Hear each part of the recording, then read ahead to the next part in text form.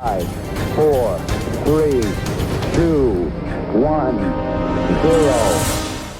One way to describe what it means to live the Christian life is to pay attention.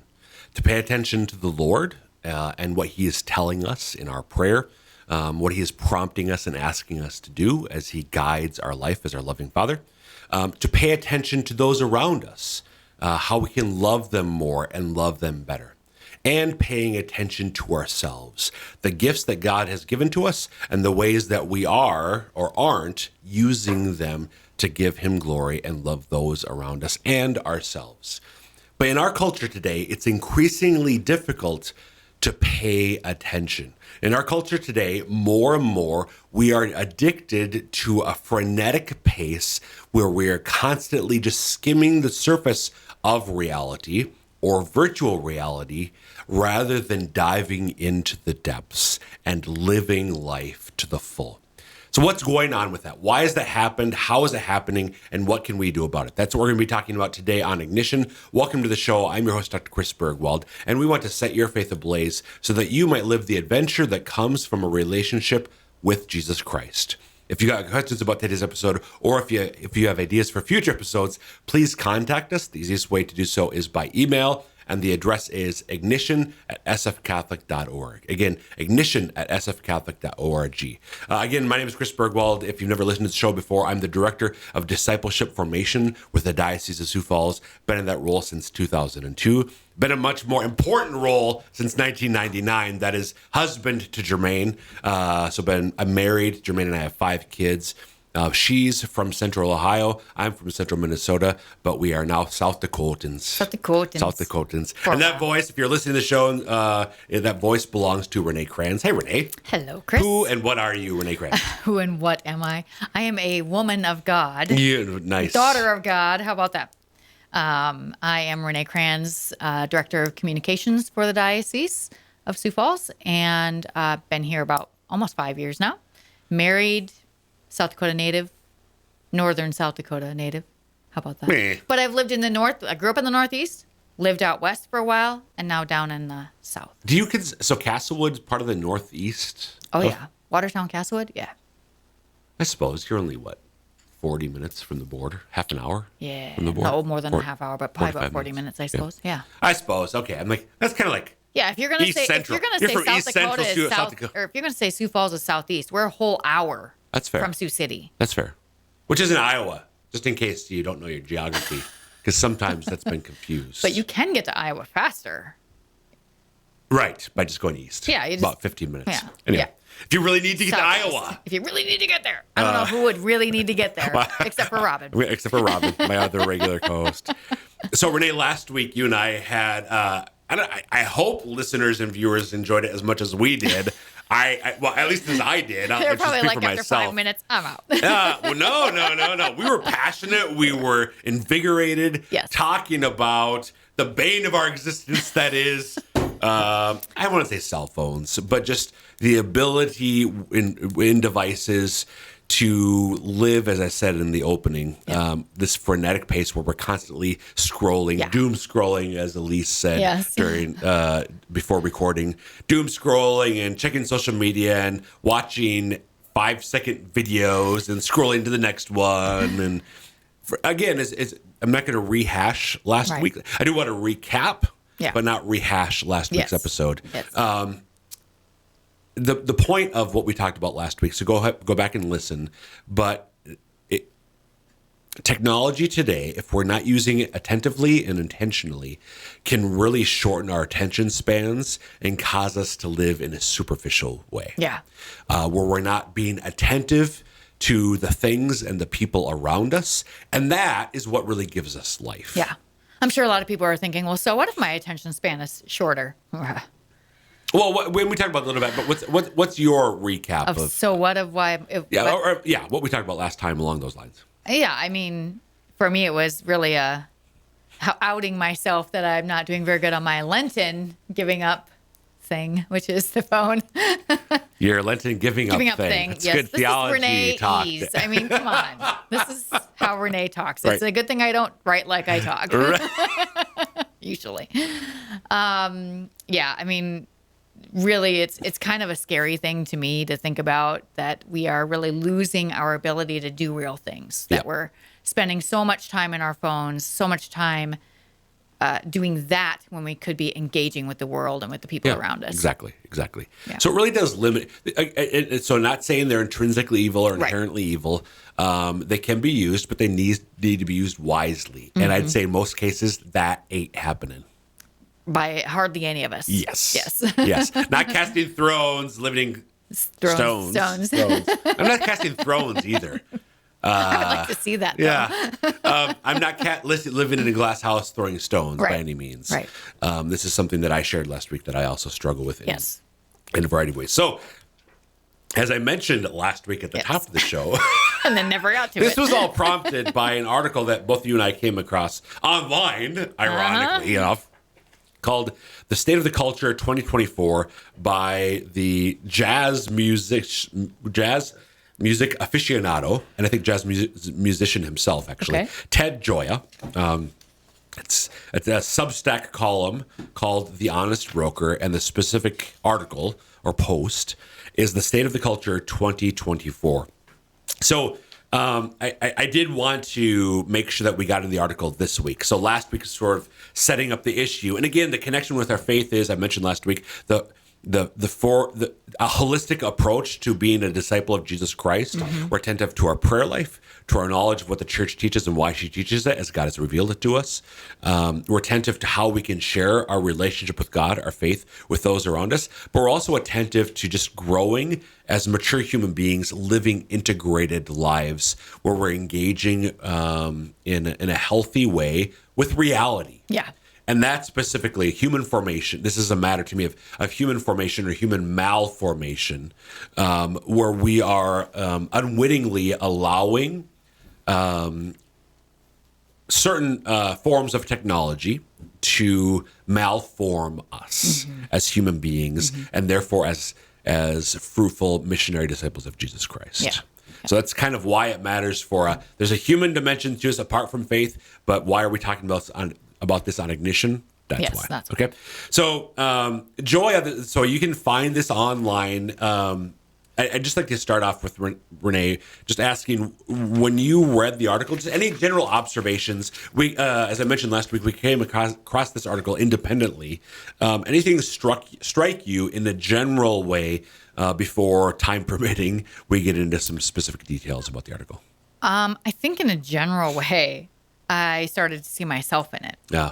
Because he's talking about, he has this, I'm sure we'll talk about it, this graph that shows the stimulus, which is the thing that you're looking at, the dopamine release from doing it, the desire for more, and the habit formation then turns into addiction. Yep. And just that, seeing that thing go around, you're like, oh, well, that is totally what happens when we're on social media.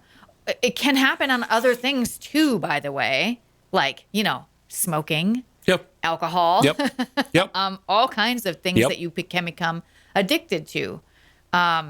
So I think that was the thing that I really came away the most from that. Okay, so that's called the dopamine loop. There's a nice infographic where Ted walks through that. Right after that is another, I don't know if you want to call it an infographic or not, but it's sort of progression. He goes step by step. So again, he's a jazz musician. So as a real artist, there's an artsy lament about the difference between art and entertainment. Yeah. So people who are really into any of the arts will see, rightly, the difference between art and entertainment. It's not necessarily that entertainment is bad, right? But entertainment can really, and so this is a series of fish eating one another. So the first one is where there's a big entertainment fish that's eating the little fish of art. So we see this in all sorts of ways in our culture, pop culture in particular, where something that's really maybe. So I'm thinking especially of like TV and movies, like a really cinemagraphically stunning movie that's really intricate, whether it's in plot or visually, where you have to work hard to appreciate it. We talked about appreciation last week, poetry or opera for me. Yeah. to work, as opposed to entertainment, where you can just it doesn't require as much effort Right. to take in, Right. to appreciate, if you will. So, like sitcoms, sitcoms are entertaining, Yeah. and there's some artistic quality dimension to them, but the ratio or the proportion, and people might disagree about this, but I think you get the general idea. There's not as much like pure art, quote unquote artistry Right. in that. It's more entertainment. Right. And then you would maybe put that against a very recent movie that Ryan and I saw over the weekend, Dune Part 2, which is it's very impressive. Seen the first one several times because Okay. you kind of have to watch them a few times Okay. to understand everything that's happening. Yep. They're not a watch it once and walk away. Yep. Which I like about them. Yep. You actually have to work at it to appreciate to it. fully appreciate the movie. Yep. As opposed to a sitcom where you can watch it once and you're like, yeah, I got it. Okay, whatever. Yeah, and frankly, just a lot of movies, like Yes. just that are Yes. just trying to be simple, Right. Which is fine. But the issue that artists have is when entertainment is gobbling up art, that's when a problem arises. Right. But Gioia's part, or one of the themes of his article, is that entertainment itself today is being gobbled up by distraction. So this is where we get to social media apps, TikTok, the gram, and so on. Oh, there's something last week that I alluded to I never came back to. But I'm going to hold off on it because Okay. it'll come up in a minute. Okay. So distraction. So let's take Dune Part 1, Part 2. Yeah. And then a simple rom-com. Art, Yes. entertainment. I don't know if the next one... Okay. TikTok. Yeah. TikTok is also moving pictures, motion picture. But it's not a 2.5 hour sci-fi, brilliantly Make produced that 3. movie like Dune, Yeah. 3 hour movie.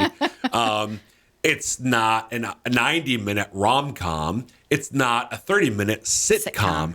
It's 5 seconds of some dude doing something weird. Basically, yes. That's just, and why do we do it? We don't do it to appreciate the artistic value and Or even be merit, entertained. or to be entertained. We do it to distract Yes. ourselves. Yes. What are we distracting ourselves from? Why are we from reality? And no, there's a whole thing that maybe time permitting. What? Okay, actually, no. I'm going to go here now. Why are we distracting ourselves from reality, Renee? Do you think? Well, there could be several reasons. So I think there's a lot of, our culture is a little scary right now. Just what's going on is scary. So it's easier to distract than face it. So here's the ironic thing to me on that. I agree with you. How do you know the culture's scary? Are your neighbors scary, Renee? And see, that is the thing. What your immediate world is probably totally fine. Unless you live in Ukraine or something like that, maybe. Yes, there are some places. I mean, there are a few where, places, yes. Nigeria. Yes. There might be some, but even there's going to be places that your immediate sphere is totally fine and probably great. But we see all the stuff on the news and on Facebook and We on do. TikTok and all the stuff. And yeah, you can escape it if you try, Yep. but you have to really try. Yep. So we distract ourselves from the things that the distractions are putting in front of us. Yep. Why else do you think we distract ourselves? I think we're also human beings in general afraid of ourselves. Like actually knowing ourselves, actually knowing God. It seems like if we do that, I don't think he talked about any of this, if I remember right. If we're afraid of the change that might happen in our lives, and will we like our lives still if we get close to God? Yeah. And I think actually we talked about this in a recent solo episode of Ignition, about Blaise Pascal and his reflections on distraction and Peter Kraft's sort of commentary on that. Why are we so busy and frenetically doom scrolling? Because we want to be busy. Yeah. I'm It's so easier. exhausted. It's because we don't want to be still and silent Yeah. and see what there is inside of us. We're Right. afraid of, Yeah. of knowing ourselves. Yeah. We needn't be afraid. Well, some people maybe should be afraid. but we yeah.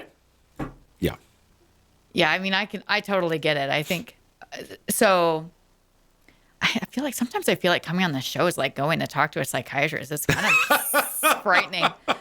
But speaking for myself, I would say that, no, it's probably been there were times in my life where I could, if I could almost step outside myself and see you're avoiding that because you're afraid Sure. it's going to change your life more than you want it to. Yep. You don't know what's on the other side. Yep. And so it's just easier to, I don't want to go there. Yep. You know? Yep. Amen. I think we've all been there. And those might be the times when we maybe step away from our faith for a little while, or maybe we continue going to mass, but we're just going to kind of hold God off Yep. at arm's length and be like, you know what, dude, I love you, but I want you to stay over here. Yep. So, and I don't have my phone in here. We're going to put our phone right here. Yep. In between. In between. Yep. It's a buffer. Yeah. Yep. There's a Canadian philosopher, Charles Taylor, who talks about the buffered self. Oh. So we buffer ourselves from reality Yeah. in all sorts of ways. Yeah. Great. So Gioia, see, I'm sticking to the article. I'm not getting distracted by all the threads So many threads. we could go down. So distraction and that leads, unfortunately, and I'm not. I think this is clearly seen. It's not said, but I think it's the clear implication of how these technologies are developed. The distraction leads to an addiction. Yes. Deliberately on the part of the technology developers. Yes.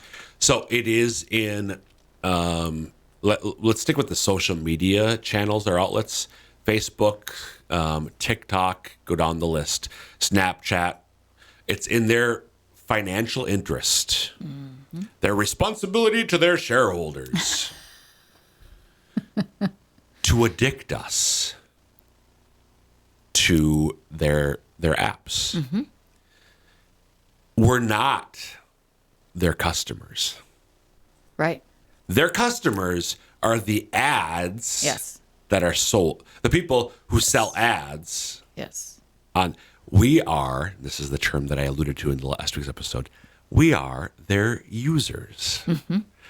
So the social media industry, a segment of the technology industry, We're their product. where lives in the rarefied air where what other industries, there are two other industries that describe us not as customers but as Like users. users. So You know what they are? software. Nope. Okay. The gambling industry And alcohol. and the drug industry. He's a user. She's a user. At least it's laughing at my reaction to that. I'm just like, But I feel dirty. I know. But that's what. I, for Facebook, I'm not a customer. I'm a user. Yeah. Just like for Philip Morris, I gotta I'm get not my a customer. fix. I gotta get my fix. Yep. Now it's a little bit, to be honest, it's a little bit different with Philip Morris or Anheuser-Busch. We are their customers in another way because we're the ones who actually Buy the product. Yes. I don't give Facebook money. I'm not Right. a customer. Never have. Never have. I'm a user. I don't even know what to say with that. So I let that sit out there because I like when I first became aware of this like 4 or 5 years ago, I'm like, That seriously makes me want to delete the app. so it's in their financial interests to keep my attention focused on. So they want to. It's in their financial interests to foster addictive behaviors Right. on my part. Right. That's why I know I've talked about this before on the show, but people may have not heard that episode. That they deliberately modeled the swipe gesture on the slot machine pull. They deliberately, what are addictive physical behaviors? Because they recognize these humans that we want to make users, we're embodied. We're embodied souls. We're ensouled bodies. They may use that term, but what are the physical things that are addictive that we can mimic? The slot machine. That's why we swipe to refresh or to scroll down to the next TikTok video or the next Instagram post. Right. Because they deliberately modeled it like... It's almost like they studied us. It's almost like they... Yeah, so they're great students of their fellow humans. Do you think, did they have like a bunch of psychiatrists, psychologists, like back there going, hey, if you do this, that will increase the addiction potential of your app? Yep.